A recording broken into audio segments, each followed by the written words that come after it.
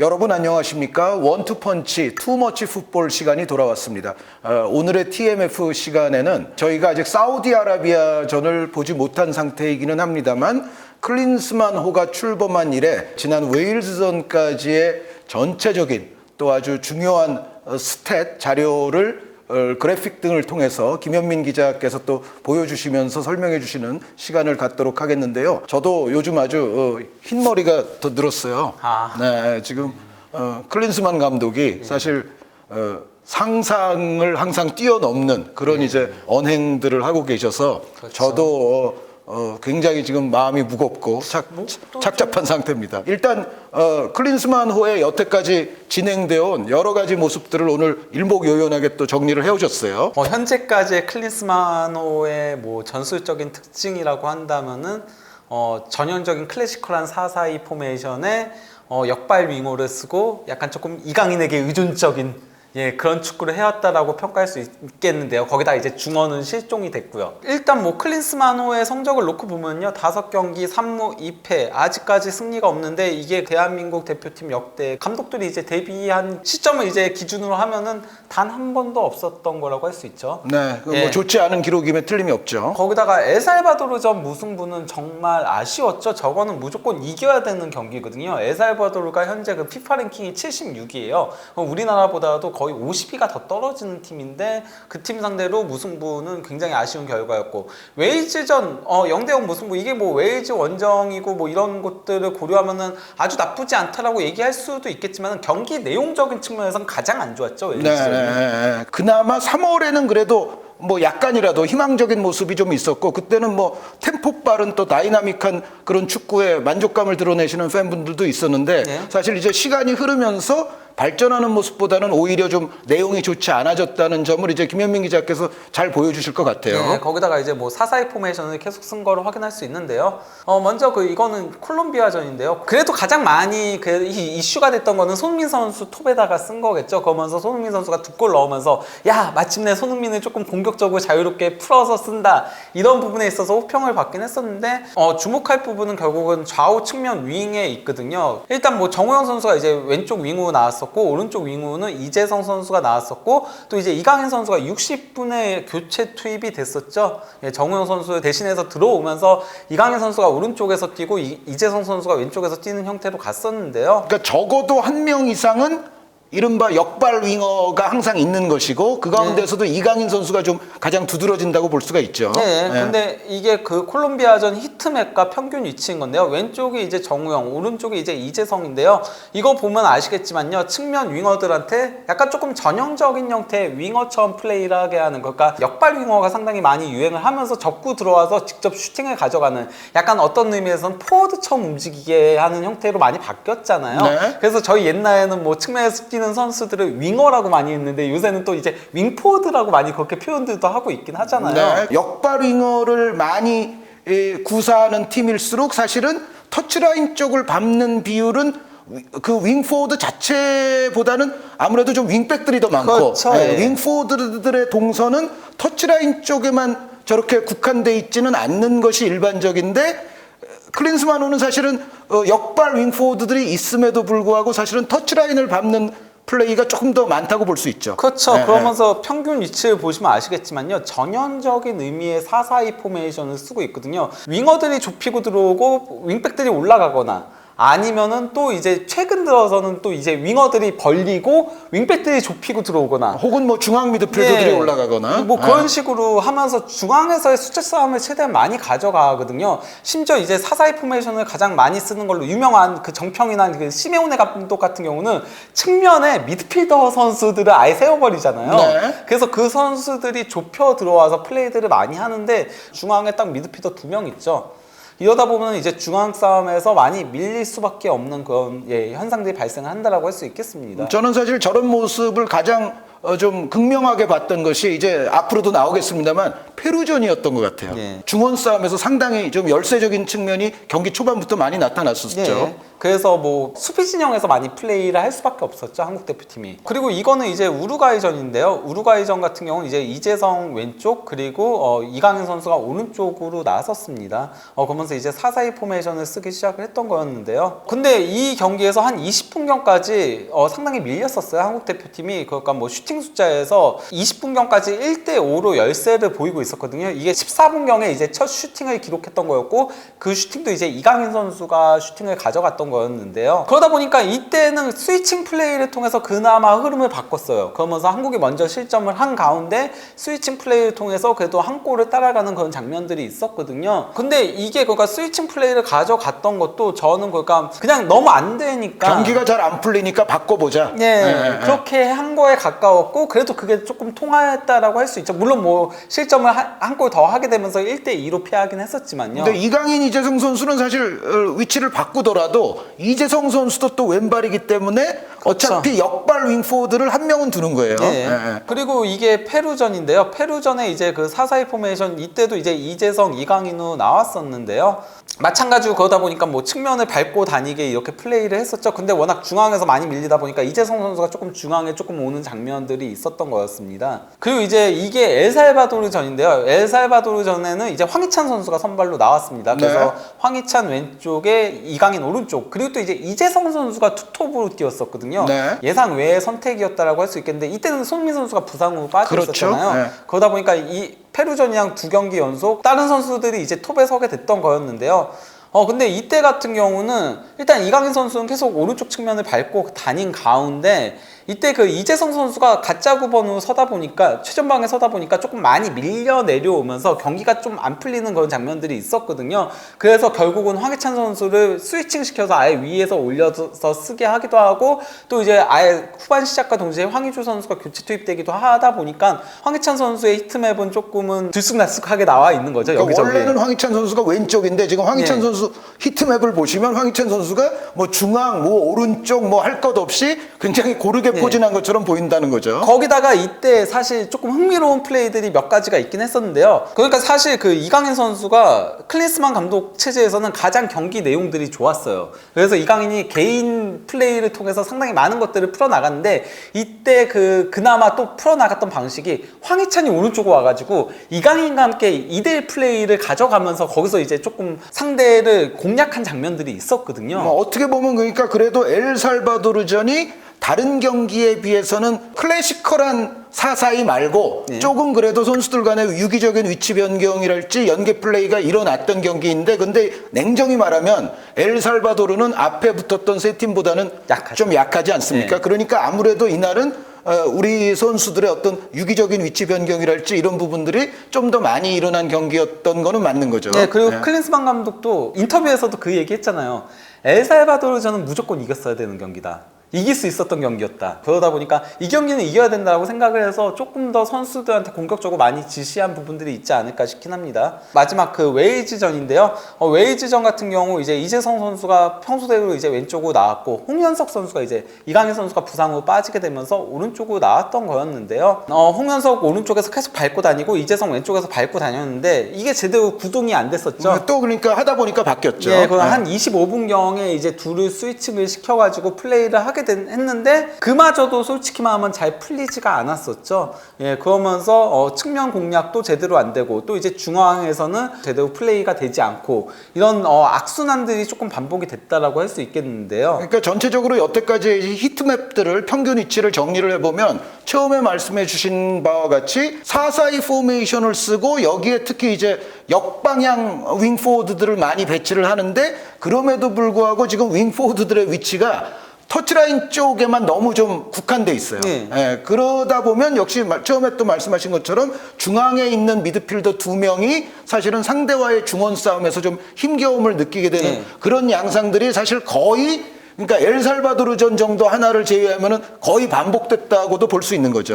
그래서 그걸 보여주려고 이제 공격 방향 비율을 보려고 하는 거거든요. 이거는 이제 월드컵 때 우리가 이제 16강에 올라갔을 때 그 포르투갈전 공격 방향 비율인 건데요. 정말 아름답죠. 딱 제대로 나눠진 거죠. 네. 원래 그러니까 중앙이 한 24% 정도 많이 나오거든요. 대부분 같은 경우는. 이거는 정말 맨시티 같은 팀들이 나오는 거예요. 27.5% 그러니까 같은 왼쪽에 경우는. 있는 게 대한민국이고 오른쪽이 지금 포르투갈입니다. 그런데 네. 대한민국이 38, 27, 34 예. 거의 뭐 황금 분할처럼 그렇죠. 나왔어요. 이렇게 네. 분할이 잘 되면은 상대방도 막기가 되게 힘들어져요. 이거 네. 어느 쪽을 막아야 될지 모르거든요. 물론 뭐 상대 팀이 예를 들어서 오른쪽 측면 수비에 약점이 있다. 그러면은 이제 이쪽을 일부러 더 오버로드 시키는 경우들은 있긴 하죠. 하지만은 일반적인 경우라면은 이렇게 나뉘어지는 게 가장 좋거든요. 그러다 보니 이 경기는 우리나라가 정말 이길 만한 경기를 했다라고 할 수 있는 건데요. 그러니까 물론 이제 포르투갈전도 거의 균일하게 중앙도 공격 비율을 가져갔다는 네. 거. 요거를 이제 기억해 주시면 좋을 것 같습니다. 근데 이제 이게 콜롬비아전인데 저는 그래도 콜롬비아전까지는 아직은 그래도 벤투의 색채가 남아 있었다라고 생각을 해요. 네, 여기서는 오른쪽 공격이 많긴 했지만 그래도 중앙 비율도 23.5%가 나왔어요. 네, 그러면서 20%를 넘기긴 했는데 물론 뭐 벤투 때보다는 조금은 안 좋다고 하더라도 이 정도는 그래도 나쁘지 않은 수치였다라고 생각을 했고 사실 콜롬비아전이 우리나라가 가장 경기 내용이 좋았었거든요. 네. 그리고 그때가 가장 그래도 벤투의 색채도 어느 정도 있으면서 클린스만이 조금 속공을 가져가려고 하는 그런 움직임들이 좀 보였었죠. 그 대목에서 좀 칭찬을 하신 분들도 당시엔 계셨었어요. 그래서 네. 야 벤투가 만들어 놓은 토대 아래 이제 그 클린스만이 조금 더 속공 중심으로 빠른 공격 전환. 그리고 네. 손흥민을 톱에서 활용하면은 이거 괜찮겠다 네. 이런 기대감을 줬었는데요. 그 다음 우루과이전에 서서히 내려오고 있었죠. 네, 이제는 왼쪽 비율이 늘어났고 중앙은 20%로 줄었습니다. 네, 이때부터 조금은 위기 신호가 나오는 건데 물론 저는 이때 떨어진 거에는 그것도 있다고 생각해요. 정우영 선수가 경기 도중에 부상으로 네, 빨리 네. 이른 시간에 교체 아웃이 됐었잖아요. 그게 우리의 중앙 쪽을 좀 약화시켰다. 그렇죠. 네. 아무래도 정우영 선수가 국내 축구 팬들한테 많이 비판을 듣더라도 정우영만한 또 이제 수비형 미드필더가 우리나라에 아직까지 없는 것도 그리고 사실이거든요. 또 벤투어 내내 거의 뭐 정우영 선수가 그렇죠. 해왔었으니까. 예, 네. 그러다 보니까 정우영 선수가 빠진 것도 어느 정도 영향이 있다라고 생각하고 이게 갈수록 이제 점점 더 떨어지는 현상이 발생을 하는 건데요. 바로 이제 뭐 페루전에는 16.7%. 네, 이제는 거의 중앙은 없다시피. 네. 네. 그리고 심지어 오른쪽 측면도 잘 공격이 안 나온 거예요. 이게 그러니까 기본적으로 얘기할 때 어떻게 얘기하냐면요. 중앙 25에 좌우 35 정도 나오는 게 가장 좋은 비율이라고 얘기들을 하거든요. 35, 25, 35. 예, 왜냐면은 아무래도 중앙이 공격을 가장 풀어나가기가 힘들잖아요. 상대 그렇죠. 밀집이니까 네, 네, 거의 25% 정도 가져가고 좌우를 어느 정도 균등하게 30% 이상으로 가져가는 게 좋다라고 얘기들을 하는데 30%못 넘겼잖아요, 오른쪽이. 근데 이날이 이제 제가 아까 초반에도 말씀드렸지만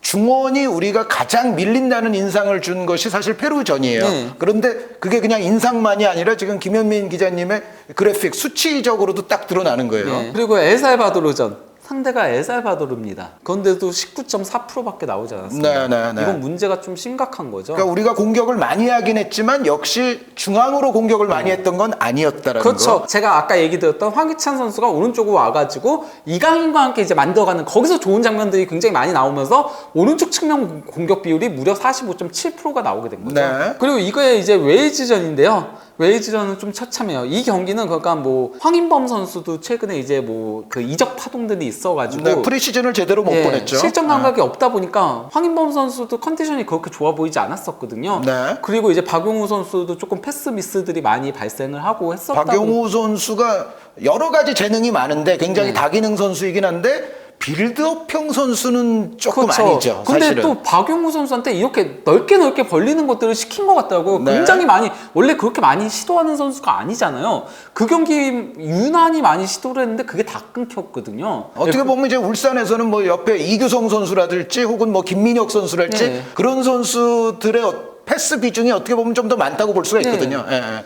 그러다 보니까 사실 웨일즈가 중원에 두껍게 나온 것도 아니었고 그런데도 불구하고 14.1%밖에 나오지 않았어요. 이거는 진짜 위험 신호입니다. 이렇게 낮게 나오는 거 거의 보지 못하거든요. 물론 뭐 맨시티하고 정말 약팀하고 붙을 때 그러면 그 팀이 뭐 8.9% 이렇게 나올 때가 있긴 하지만은 네. 그게 정말 특이 상황인 거예요. 그러니까 14.1% 여태까지는 이제 왼쪽이 대한민국이었는데 요 경기는 지금 오른쪽이에요. 네. 그러니까 웨일즈도 사실 뭐 중앙이 잘 됐다고 볼 수 없는데 그렇죠. 우리는 그보다 더 나빴어요. 근데 이제 그 이강인 선수의 기록들을 조금 보려고 하는데, 왜냐면은 이강인 선수 의존성이 굉장히 강했다라고 저는 개인적으로 생각을 해요. 그래서 이강인 선수한테 조금 어떤 의미에서는 던져주고 이강인 알아서 개인 능력으로 풀어봐, 좀 이런 느낌까지 있었거든요. 근데 이강인 선수는 그게 되는 선수죠. 네, 콜롬비아전에 패스 성공률이 무려 16개 가운데 15개예요. 네. 그리고 30분 뛰었는데 볼 터치가 25회면은 상당히 많이 가져간 그렇죠. 거거든요. 예, 거기다가 드리블 2회 시도해서 2회 모두 다 성공시켰고, 또 이제 그라운드 볼 경합도 100%, 공중볼도 100%를 기록을 한 거죠. 에어볼 경합도 하나에서 하나 성공이에요. 네. 네. 그리고 이제 우루과이전인데요. 우루과이전에는 이제 또 패스 성공률 90% 나왔고요. 네. 또 이제 찬스 메이킹 2회 기록했고요. 그리고 크로스도 10회 시도에서 4회 성공시킨 건데, 크로스는 사실 30%만 나와도 잘 나오는 거거든요. 통상 그렇죠. 예, 크로스는 아무래도 정확하게 배달하기가 힘드니까 공중볼 경합이다 보니까. 그런데 40%면은 이거 굉장히 잘 나온 거고요. 예. 심지어 접고 올린 건데도 불구하고요. 롱볼은 3개에서 3개 다 성공. 예. 예. 그리고 슈팅도 3회 시도에서 2회가 유효 슈팅으로 연결이 됐고, 그라운드 볼 승률이라던가 공중볼 승률 다 높게 나왔고, 그리고 무엇보다도 그 이강인 선수가 이 경기에서 드리블도 7회를 기록을 했잖아요. 네. 근데 파울 획득도 5회. 이강인 선수가 여기서 이제 뭐 드리블이라던가 그리고 또 이제 파울 획득을 이렇게 많이 했다는 거는 이강인 선수의 이제 개인 플레이에 굉장히 많이 의존했고, 상대는 결국 이강인 선수를 파울로 끊을 수밖에 없었다는 소리거든요. 네. 모든 것들이 이강인 선수 개인한테 조금 의존을 했다라고 할 수 있는 거죠. 그러니까 우리가 육안으로 보기에도 이강인 선수가 분명히 영향력이 크긴 했는데, 김현민 기자님의 이 수치를 보니까 더더욱 명백하게 지금 드러나고 있어요. 그리고 이거는 페루전인데요. 페루전 같은 경우는 뭐 패스 성공률은 소폭 떨어지긴 했습니다. 이전 경기들에 비해서. 이 경기에서 찬스 메이킹 7회, 키패스. 예, 이거는 어려운 와중에서 도전적인 패스들을 많이 했다라는 소리예요. 예. 말 그대로. 특히 이제 부페라던가 케빈 더브레이너 같은 선수들이 패스 성공률이 조금 떨어지는 경향이 있잖아요. 네. 왜냐면 도전적으로 과감한 상황을 많이 만드니까 찔러주는 예. 패스들을 하다 보니까 그런 건데, 이강인 선수가 그러면서 찬스 메이킹 7회 이거 엄청 많은 수치거든요. 저희가 지난 방송에서 비르츠 10회가 유럽 모델리그에서 그렇죠. 다비드 실바 이후 처음이라고 했는데, 이 정도를 기록을 했을 정도였고요. 게다가 심지어 우리가 내용이 별로 안 좋은 경기였어요. 네. 그 상황에서 이강인 선수가 키패스 7회를 했다는 거는 대단한 거다. 네. 예. 거기다가 빅찬스가 2회였고요. 그 네. 중에 또 이제 크로스도 8회 시도에서 5회 성공시켰으면은 이거는 50%가 넘는 거의 경이적인 크로스 성공률이라고 할 수 있는 거고요. 또 이제 슈팅도 3회 가져가서 2회를 유효 슈팅으로 가져갔고요. 드리블도 4회 시도에서 3회 성공시키면서 매우 높은 성공률과 또 이제 많은 수치를 기록을 한 거고요. 이 정도면은 거의 뭐 고군분투했다고 해도 과언이 그렇죠. 아니겠죠? 예. 예. 페루전은 거의 뭐 이강인 선수만 보였다라고 해도 무방할 정도였습니다. 개인적인 인상에서도요. 네. 그리고 이건 이제 엘살바도르전인데요. 뭐 이 경기에서도 아무래도 조금 도전적인 패스들을 많이 하다 보니까 패스 성공률 76%가 나왔지만, 대신 볼 터치를 무려 82회를 가져갔죠. 네. 굉장히 볼 터치도 많이 가져갔고, 또 이제 찬스 메이킹도 3회 기록하고, 크로스도 7회 시도로 해가지고 2회 성공시키고, 빅찬스 한 번에. 근데 이때는 조금 킥 감각은 그렇게 좋지 못했던 것 같아요. 왜냐면은 슈팅도 4번이 다 유효 슈팅이 아니긴 했거든요. 네. 하지만 뭐 드리블도 5회 시도해서 3회 성공시키고, 사실 이강인 선수한테 너무 많은 과부하가 지금 걸리고 있죠. 보기만 해도요. 그렇죠. 다양한 플레이를 많이 해야 되는. 중앙의 문제들은 사실 클린스만 호가 출범하고 나서 콜롬비아전 제외하고는 전부 다 발생했었어요. 그나마 그래도 최전방에 손흥민의 한 방, 그리고 또 이제 측면에 이강인의 개인 플레이, 네. 이걸로 어떻게든 해소를 해나갔는데, 이강인마저 부상을 당하고 나니까 그 다음에 측면 플레이도 제대로 이루어지지 않으면서 결국은 무기력한 0대0 무승부가 나왔거든요. 그러니까 홍현석 선수가 엄청난 재능이 있는 선수고, 그렇죠. 최근 뭐 근년의 폼도 뭐 꾸준히 계속 좋은 그렇죠. 선수인 거는 맞는데, 이날 홍현석 선수의 스탯은 분명히 이강인 선수의 영향력과는 좀 차이가 있었고, 어떻게 보면 홍현석 선수에게는 좀 덜 어울리는 옷이라고도 볼 수가 있겠네요. 예, 가혹한 환경이었다라고 할 수 있겠는데요. 뭐 그러니까 이재성 선수 찬스 메이킹 한 번, 홍현석 선수 한 번, 이게 그 둘 합쳐도 이강인 선수 한 명에 미치지 못하는 거고요. 또 이제 홍현석 선수는 알크로스 시도 자체가 없었고요. 이게 왜냐면은 역발로 접고 올린다는 게 말처럼 쉽지 않거든요. 접으면은 한 박자 줄어들기 때문에. 또 이제 슈팅 두 선수 다 한 번도 없었고요. 그리고 이재성 선수가 드리블 2번 시도해서 한 번도 성공시키지 못했고, 홍현석 선수가 한 번 시도해서 그 한 번 성공시킨 게 전부였던 거였는데요. 근데 이 두 선수한테는 조금 가혹한 환경이었거든요. 네. 애당초 이재성 선수가 물론 뭐 대표팀에서 측면에서 뛴 적도 있고 또 이제 소속팀에서도 측면에서 뛴 적도 있긴 하지만은 기본적으로 이재성 선수는 중앙에서 뛰는 선수예요. 일단 그 마인츠에서 지난 시즌에도 가장 많이 뛴 게 공격형 미드필더였고 수비형 미드필더도 나왔지만은 측면으로 나오지 않았었거든요. 그리고 이재성 선수를 측면에 세우더라도 거의 미드필더 숫자 싸움용으로 시키잖아요. 대부분의 네. 같은 같은 경우는 벤투 같은 경우는 그렇게 시켰었잖아요. 그 중앙 쪽으로 많이 들어오면서. 예, 그래서 마치 3미드처럼 움직이게 했었잖아요. 그러니까 어떻게 보면 이제 4-4-2와 4-3-3의 약간 하이브리드성으로 갈 예. 때 이재성 같은 선수를 이제 그 위치에 쓰는 거죠. 예. 예. 그리고 이번 시즌 같은 경우도 4경기 전부 다 공격형 미드필더 나오고 있는데 근데 이제 클린스만 감독 밑에서 클래시컬한 윙어처럼 뛰게 하니까 이게 맞지 않는 옷을 입고 뛴다라고 할 수 있는 거죠. 그리고 이건 이제 홍현석 선수의 이제 소속팀 그 포지션별 출전 기록인 건데요. 이 선수도 가장 많이 뛴 거는 공격형 미드필더였거든요. 그리고 또 이제 그 다음에 중앙 미드필더로 뛰었고 그리고 뛰면 왼쪽에서 더 많이 뛰었어요. 오른쪽보다. 레프트 미드필드는 지금 5차례 나와서 골도 하나 있어요. 네, 그러니까 홍현석 선수한테도 오른쪽 윙은 생소한 포지션에 가까운 거거든요. 네, 라이트 윙어랑 라이트 미드필드를 합해서 지금 2차례밖에 안 되니까 네. 이강인 선수가 마요르카에서 했던 거 그리고 파리 생제르맹 와서 했던 거에 비하면 홍현석 선수는 이강인 선수에 비해서 측면 경험이 매우 부족하다고 볼 수 있죠. 그렇죠. 네, 예, 네. 그가 크로스를 올려도 이 선수 같은 경우는 정발에서 정발로 올렸다라는 얘기인 거죠. 근데 이제 홍현석 선수를 그러면 이강인처럼 쓴 이유는 아무래도 저는 그 프로필상 비슷한 부분들이 많아서 그렇게 생각을 한 게 아닌가 싶긴 해요. 나이대도 비슷하고 그리고 또 이제 신체 조건도 크게 차이가 나지 않고 또 이제 왼발잡이고 약간은 좀 찬스메이커 성향이 강한 선수다 보니까 네. 측면에 조금 창의적인 선수를 배치하고 싶어 하는 것 같아요. 그리고 역발에서 대각선 크로스를 올릴 때 대각선 크로스의 단점은 접고 올려야 되기 때문에 크로스를 올리는 템포가 늦어진다는 거지만은 강점 같은 경우는 이게 굉장히 날카롭게 올 경우에는 상대 수비가 막기 힘들거든요. 그렇죠. 이게 잘못 막으면 도리어 자책골로 연결되기도 해요. 그리고 크로스를 할 것인지 또 직접 슈팅을 할 것인지에 네. 대해서도 막는 수비 입장에서는 좀 애매하죠. 네, 그리고 크로슛이 나오기도 하잖아요. 그래서 이렇게 쓰는 게 아닌가 싶긴 해요. 이게 뭐 제가 클린스만 감독 머릿속에 들어온 건 아니니까 정확하게는 알 수 없지만은 근데 인터뷰 내용을 보면은 약간 그걸 가늠할 수 있는 문구가 나오거든요. 뭐라고 얘기했냐면요. 이강인은 상당히 재능 있고 창의적인 선수다. 그러면서 운동장에서 놀라움을 보여주는데 함께하지 못해 아쉽다. 그러면서 오늘 처음 상대가 수비적으로 나올 때는 창의적인 선수가 필요하다. 하면서 이제 이강인 선수의 부재를 아쉬워하는 그런 모습이 있었던 거였죠.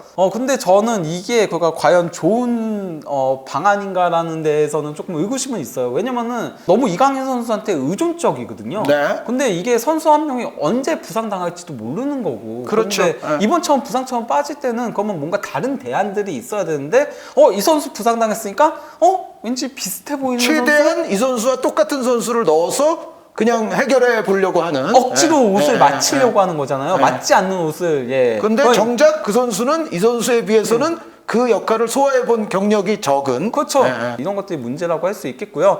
그리고 이제 또 하나 문제로 지적하고 싶은 부분이 어떤 거냐면요. 수비 관련된 맵인 건데 이게 그 공격 진영에서의 수비 액션들인 거예요. 근데 갈수록 이제 압박 강도가 떨어지고 있다는 걸 보여드리려고 하는 거거든요. 근데 콜롬비아전은 전방 압박이 어느 정도 잘 됐다는 얘기예요, 지금. 예, 예, 전방 압박도 잘 됐고 다만 이제 전반전이 조금 더 잘 이루어지고 후반전보다는 좀 그런 모습들이 있긴 했었는데요. 후반전에는 조금 내려오는 모습이네요. 네. 예. 이건 또 이제 우루과이전이거든요. 근데 우루과이전도 어쨌건 간에 이때까지는 아무래도 3월 평가전이다 보니까 압박들이 상당히 잘 이루어지긴 했었어요. 예, 근데 또 전반전이 조금 더 잘 되고 후반전 갈수록 조금 안배가 좀 안 되는 그런 장면들은 있긴 했었거든요. 네. 아무래도 그 클린스만 감독이 조금 더 속공 플레이를 많이 하다 보니까 벤투 때보다 체력 소모가 더 크다라고 생각했어요. 그런 인상이 분명히 역력했었죠. 예, 왜냐면 예. 벤투 때는 그래도 밑에서 만들어가잖아요. 압박할 때는 압박하고 또 이제 밑에서 만들어갈 때는 돌리면서 조금은 그래도 숨을 돌릴 수 있는 그런 시간적인 여유들이 있었는데 클린스만 감독 같은 경우는 소유권을 뺏으면 바로 이제 공격을 하게 하다 보니까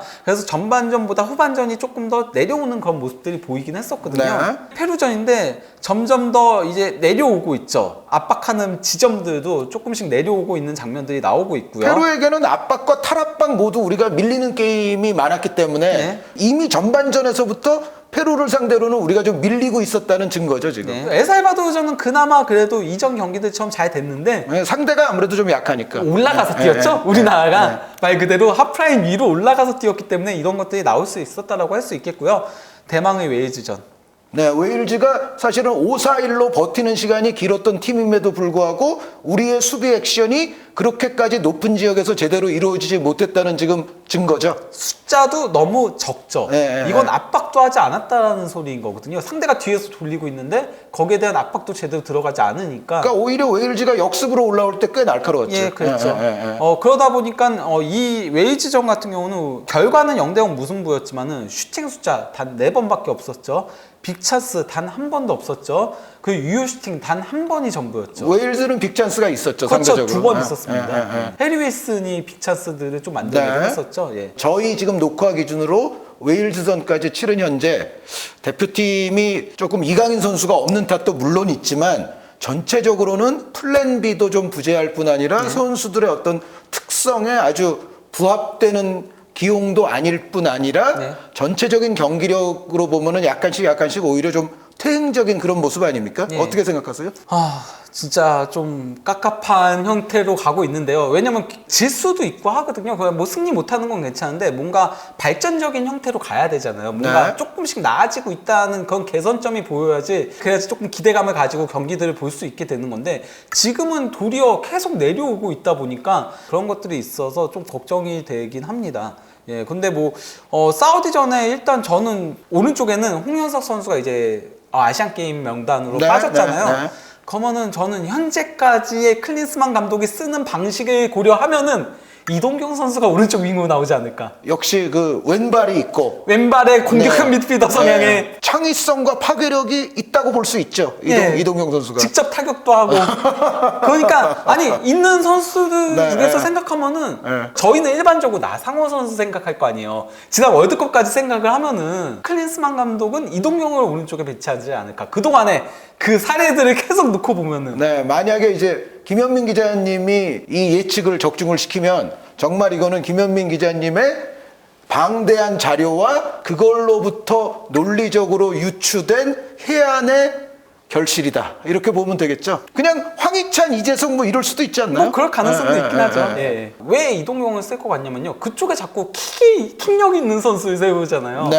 이강인도 그렇고 홍현석도 그렇고. 왜 이재성 선수가 정말 좋은 선수인데 이재성 선수는 킥을 기반으로 가져가는 선수는 아니잖아요. 도리어 영리하게 침투에 들어가거나 아니면 볼을 끌고 올라가거나 좀 그런 유형이다 보니까 그래서 자꾸 이동경만 막 머릿속에 떠도는 거예요. 중앙 미드필더에서 공격형 유형이고 왼발 킥이 강한.